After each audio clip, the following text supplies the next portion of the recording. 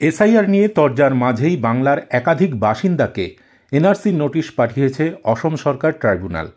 নাগরিকত্বের যাবতীয় নথিপত্র নিয়ে অসমের বিভিন্ন জায়গায় তাদের তলব করা হয়েছে। যথাযথ প্রমাণ দিতে না পারলে ডিটেনশন ক্যাম্পে যাওয়ার আতঙ্কে কাটা নোটিশ পাওয়া বাসিন্দারা। এই পরিস্থিতিতে এনআরসি বিরোধী সুর আরও চড়ানোর নির্দেশ দিলেন তৃণমূলের সর্বভারতীয় সাধারণ সম্পাদক অভিষেক বন্দ্যোপাধ্যায়। সূত্রের খবর, সোমবার ক্যামাক স্ট্রিটে উত্তর দিনাজপুর জেলা নেতৃত্বের সঙ্গে বৈঠকে এ নিয়ে এক দফা নির্দেশিকা জারি করেছেন তিনি।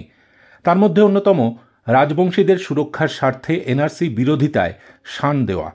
২৬-এর আগে সংগঠনকে ঢেলে সাজিয়ে তুলতে তৎপর তৃণমূলের সর্বভারতীয় সাধারণ সম্পাদক অভিষেক বন্দ্যোপাধ্যায়।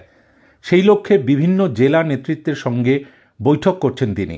সোমবার ক্যামাক স্ট্রিটে উত্তর দিনাজপুর জেলা সংগঠনকে নিয়ে আলোচনায় বসেছিলেন। ২৬-এ ভোটের ইস্যু হিসেবে এনআরসি বিরোধিতায় জোর দেওয়ার কথা বলেছেন অভিষেক। সূত্রের খবর, অভিষেক জোর দিয়েছেন রাজবংশী ভোটের দিকে। এই জেলায় যা বড় ফ্যাক্টর।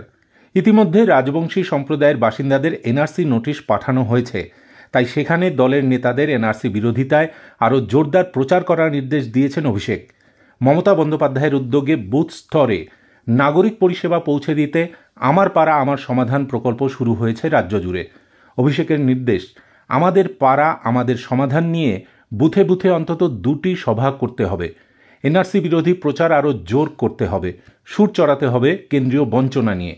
বিজেপি জেলায় যেসব বুথে জিতেছে সেখানে গিয়ে প্রচার করুন যে আবাসের টাকা দেওয়া হচ্ছে না। আসলে কেন্দ্রীয় বঞ্চনার পাশাপাশি এবার কেন্দ্র বিরোধী লড়াইয়ে শাসক দল হাতিয়ার করছে এনআরসি এসআইআর ইস্যুকে। ২৬-এ বিধানসভা ভোটের আগে সেই অস্ত্রেই আরও শান দেওয়ার কথা বারবার বলছেন তৃণমূলের সর্বভারতীয় সাধারণ সম্পাদক। আর এই কাজে প্রয়োজনে জেলা নেতৃত্বে রদবদল আনার ইঙ্গিত দিয়েছেন তিনি। তার মন্তব্য, পুরনো ডেডিকেটেড পরীক্ষিত কর্মী যারা, তাদের সামনে নিয়ে আসুন প্রচারে।